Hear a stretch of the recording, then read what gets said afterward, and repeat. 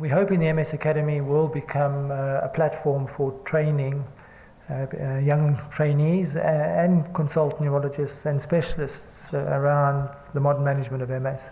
We think the field's got so complicated now that we need a forum for postgraduate education. And the reason why this came out is because at the latest ABN, there were two things that happened. First of all, Giovannoni presented some data about variation in prescribing of disease-modifying therapies from the Bluteq database, which absolutely shocked, I think, everybody who saw that picture you put up.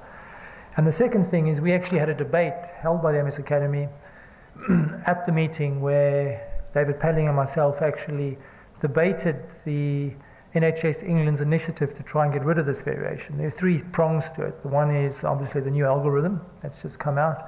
The other one was the Bluteq database, and the third thing was the use of multidisciplinary team meetings to try and get rid of variation. And we had a debate. David was saying, yes, those three things will get rid of variation. I said no. And after the meeting, we were having drinks, and I was actually with Gordon and David Rogg, and we just continued the debate over drinks afterwards. And the suggestion came up is that we can't rely on these three initiatives to get rid of variation in prescribing. We need to probably get down and discuss it. And they suggested the meeting, and about a half an hour later, Jeremy Hobart joined, and the four of us discussed the nucleus of what this meeting was going to be about. And so that's really how it came about. It was triggered by the debate. And so it wasn't pre-planned. It emerged organically from that ABN meeting earlier this year in Birmingham. The other thing is I just want to thank the sponsors, because these meetings are very difficult to fund, and they kindly agreed. They had no input into the program, what we're discussing, to fund this meeting. And depending what happens, we may have follow-on meetings to action some of the points. As you can see, the objective of the meeting was to find creative solutions to reduce the variation in the provision of MS service across England and the UK. And actually, if I had to redo this now, I would actually change that. The objective really is to improve outcomes for our patients, as full stop. If you've got MS, you want the best outcome. It doesn't matter where you live and who you see. I mean, that's got to be. And it's not about necessarily physical medical outcomes, but it's about social quality of life outcomes as well. And that's what we're addressing, is that objective. And I've got to do some self-criticism, because it's not about we've got better services in London than you have in Birmingham or vice versa. We've all got problems. And one centre was horrified that we weren't championing and celebrating success, because there are success stories. But even in our patch, we are the biggest NHS trust in England. We've got 4 hospitals, and even within our patch there is such variation. So we cover 3 boroughs. We cover Hackney, Whitechapel and Newham. And if you are a person with MS in Newham, you've got about 8 times higher chance of having an unplanned or unscheduled hospital admission. And we know what the problem is. We don't have an MS nurse in Newham. So easy to sort out, but that's one issue. Another issue is we get criticised for being a big user of high-cost drugs. And Joella sits here, and when we look at just give you an example, when you look at one of our drugs, alemtuzumab, about 2/3 or more of those patients are out of area. Why do they have to come to the Royal London to be treated with alemtuzumab when they can have it in their own area? And so those are the kind of issues we need to discuss. Another thing that I find very upsetting is just the referral systems we have in place. I've just had a patient that took 22 months to get into the system. He's Polish in origin, and I don't know if he understood how the NHS worked, but it took 22 months for him to get in. And when he got into the system, he's pretty disabled. He's lost his job, his EDSS4, and he's got involvement of almost all neurological systems, and it's unlikely he's going to recover function back to a point where he would get back to work as a builder.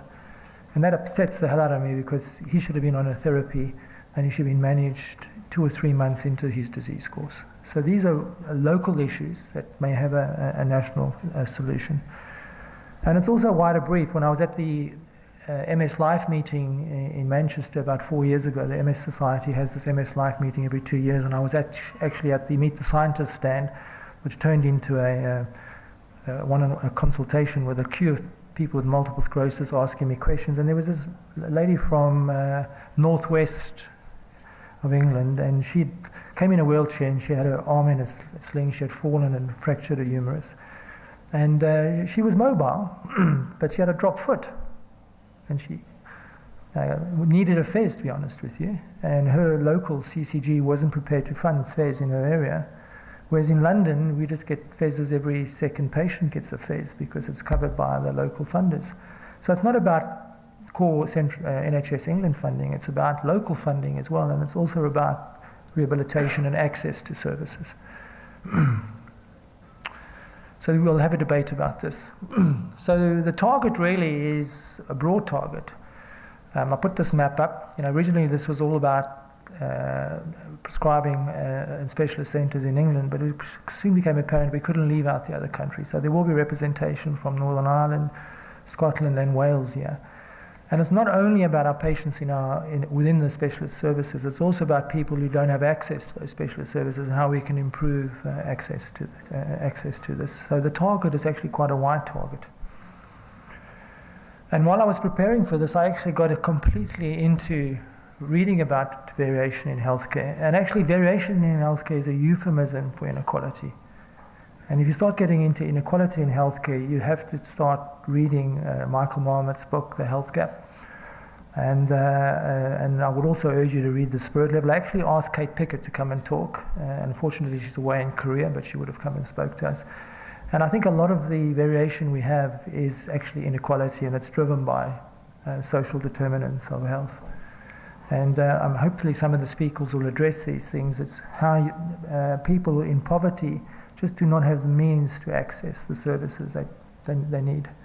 And so it's a big brief, this. It's a lot wider than NHS specialist service provision. I think we have to think as what we as a community can do to break down the barriers that are often erected because of social determinants to access to specialist MS services.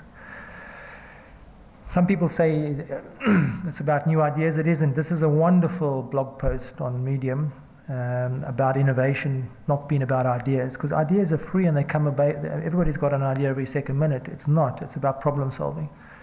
And I think this is what this meeting's about. So I have tried to brief all the speakers not to spend too much time reviewing and going over old ground that we're all aware of, but to come up with ideas that can actually solve the problem, so we can discuss them, and after the end of this meeting we could have some pragmatic plans to take forward to address, maybe at a local, regional or national level, to address this problem. I don't know if you know, but we produced the Brain Health Time Matters policy document, and when you look at the league table in there, it's a European-wide initiative in terms of the data, and Australia was on the list because they are honorary Europeans. But the UK was second from the bottom in terms of access to therapies compared to other rich countries. And I think we need to ask ourselves the question is, why are we so slow at adopting? It's not all bad news, because the NHS have put some money behind this, and I'm not sure if you're aware about this initiative called the Accelerated Access Collaborative. Maybe Charlie would speak about this briefly. And this is actually the NHS recognizing that the NHS is pretty slow at adopting new innovations. And they've actually created this initiative, the Accelerated Access Collaborative, to try and fast track the adoption of what they call core innovations into the NHS. And I was absolutely flabbergasted to find out that one of our MS disease-modifying therapies got onto that shortlist and was actually one of the 7 innovations chosen for the NHS to push forward for rapid adoption. And I think the fact that an NHS innovation got into that list is telling us that the NHS is recognizing NHS as an area that needs a focus in terms of adoption of innovation. The other important thing about this meeting is partnerships. It's not about one community or another community, and I think it's very, very important that we have all the stakeholders that are involved in activating the community for MS services at this meeting. So you will see the charities here, other patient organizations, social media sites, and we've got quite good representation of people with the disease as well. And so that's why I want to stop, and I want to invite Stephen Bleach. And the reason why Stephen's here today is absolutely serendipitous, because On the weekend, there was a brilliant article that he penned himself. He's an editor at the Sunday Times, and he wrote a wonderful article, and I urge you all to go online and read it, about his experiences of having MS and accessing MS services in NHS. It's actually a very positive read. And the reason why it's so important, because his father had the disease, and his father's experience was completely different to his. And so it's actually a celebration of what has happened within the NHS.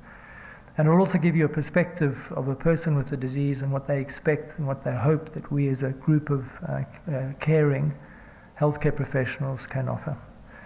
And then we've got a really good program. As you know, healthcare is not just about what happens on a one-to-one basis with healthcare professionals and patients, but it's about the engine behind it, and particularly the complexities of the way the NHS is configured. So we're going to have Charlie Davey and Ben Bridgewater talk about how the academic health science networks can help us. I'm very thrilled that Jaron Fuller is going to be here to talk about the GIRF program. And then we've got Adrian Williams, he's chair of the Neuroscience Clinical Reference Group. And I think Jackie Kemp is here as well. Is Jackie here? From NHS England. She's the lead commissioner for neuroscience. And so we invited her so she could hopefully listen to some of the issues we're going to discuss.